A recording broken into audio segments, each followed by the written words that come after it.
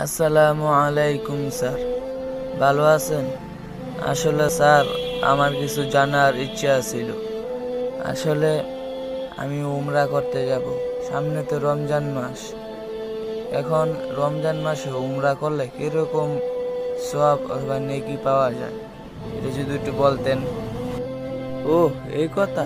তাহলে শোনো, রমজান মাসে উমরাহ করার ফজিলত হযরত আব্দুল্লাহ ইবনে আব্বাস রাদিয়াল্লাহু তাআলা আনহু থেকে বর্ণিত। রাসূলুল্লাহ সাল্লাল্লাহু আলাইহি ওয়াসাল্লাম বলেছেন, রমজান মাসে উমরাহ করা আমার সঙ্গে হজ আদায় করার সমতুল্য। এটি বুখারী হাদিস 1066 পৃষ্ঠা, দেখে নেবেন।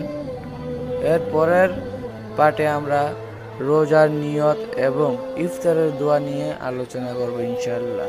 আসসালামু আলাইকুম ওয়া রাহমাতুল্লাহি ওয়া বারাকাতুহু।